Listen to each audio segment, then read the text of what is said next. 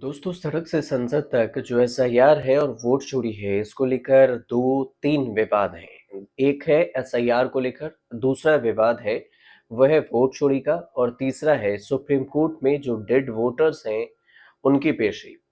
सबसे बड़ी बात यह है कि जो वोटर्स जीवित है उनको डेड घोषित कर दिया गया चुनाव आयोग की तरफ से, और ये मामला अचानक से लेकर पहुंच गए हैं पिटिशनर योगेंद्र यादव जज के सामने। जब इन जो डेड वोटर्स थे उनको पेशी किए, तो बिहार के दो ऐसे वोटर्स को, एक महिला और एक पुरुष वोटर्स को, जिसे चुनाव आयोग ने डेड घोषित कर दिया था। मतलब चुनाव आयोग ने मृत मानकर दोनों के नाम वोटर लिस्ट से हटा दिए। बातचीत तो शुरू हुई, लेकिन इनके साथ लोगों ने वोट का मामला बताकर नाम नहीं जोड़ा। कोर्ट परिषद में कई लोग पहुंची वोटर आईडी लेकर और दावा किया कि उनका नाम वोटर लिस्ट में नहीं है। साथ में यह भी कहा कि डेड घोषित कर दिया गया है।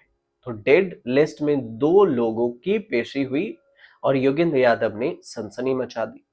कोर्ट रूम में चुनाव आयोग के वकील राकेश द्विवेदी का कहना हुआ कि यह सब ड्रामा कोर्ट में नहीं चलेगा। मृतकों को जीवित और जीवित को मृत दिखाने का जो काम बीएलओ के पास है और उससे संपर्क करना चाहिए। अदालत में अर्जी दाखिल करना जरूरी नहीं है।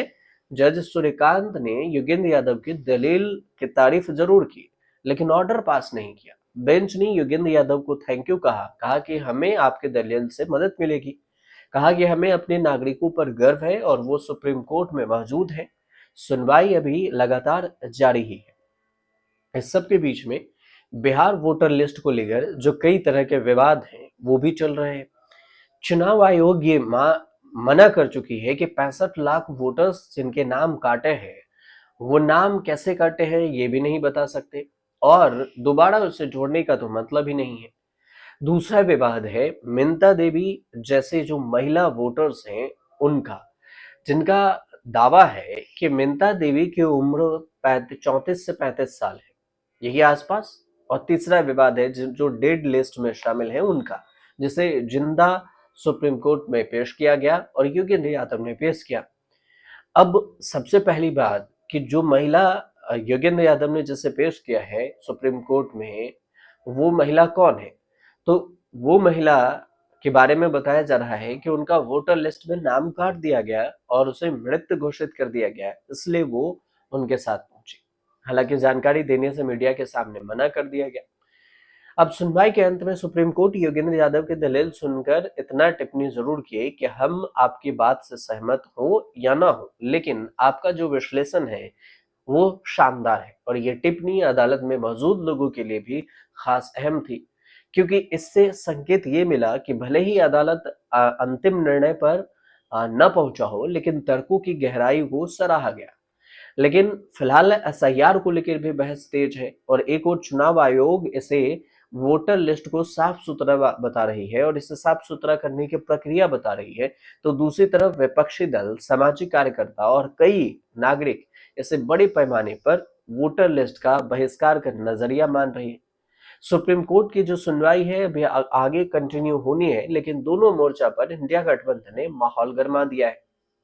लिस्ट में संसद बार बार विरोध प्रदर्शन कर रहे हैं एसआईआर और वोट चोरी को लेकर, फर्जी वोटर को जोड़ने को लेकर, और इसी में एक आया मिंता देवी का नाम, जिसे प्रियंका गांधी जैसे तमाम सांसद इसे अपने टी शर्ट पर इसकी फोटो छपाकर संसद में प्रदर्शन करने पहुंच गए। इनकी उम्र 124 साल बताई जा रही है और ये छपरा डिस्ट्रिक्ट जो सारण है वहां के रहने वाले हैं। इसमें वोटर लिस्ट में मिंता देवी का नाम 144 साल, और जो 144 साल में जो साल दिया गया जन्म का, डेट ऑफ बर्थ में, वो 1900।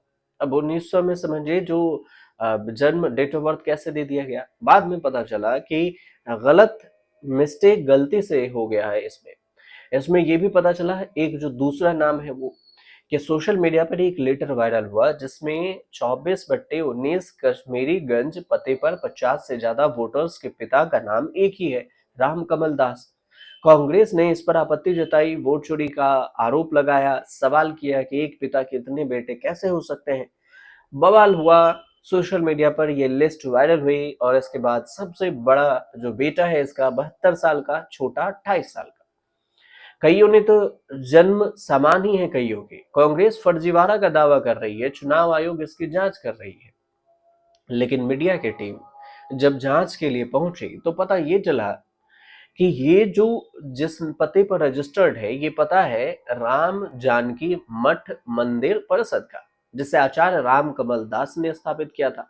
मंदिर के प्रबंधक राम भरत शास्त्री ने बताया कि आश्रम गुरु शिष्य परंपरा पर चलता है और इसमें विरक्त जीवन वाले जो शिष्य हैं उनके पिता के जगह पर गुरु का नाम दर्ज होता है। ये कानूनी है और 2016 में भारत सरकार ने इसकी अनुमति भी दी थी। अब लेकिन विवाद थमा नहीं। विवाद तो ये हो गया कि एक के पिता का नाम 50 कैसे हो गया। दूसरी बात कि 124 साल की महिला पहले वोटर्स कैसे हो गई, फर्स्ट टाइम वोटर्स। ऐसे ही एक नाम आया था शकुनी देवी का, जो कर्नाटक सेंट्रल लोकसभा अंतर्गत आता है और इसमें एक विधानसभा है महादेवपुरा। यहाँ पर शकुनी देवी है जिसकी उम्र 80 से 85 साल है और इनका नाम भी इस लिस्ट में है कि ये फर्स्ट टाइम वोटर्स हैं और 2 से 3 जगह पर इनका नाम दर्ज है। ऐसे कई नाम हैं जैसे प्रेस कॉन्फ्रेंस कर राहुल गांधी ने गिना है। चुनाव आयोग से हिसाब मांगा जा रहा है, जवाब मांगा जा रहा है, चुनाव आयोग देने को तैयार नहीं। एफिडेविट मांग रही है, लेकिन एफिडेविट के लिए विपक्ष तैयार नहीं, कह रही है कि एफिडेविट पर तो काम होता ही नहीं है।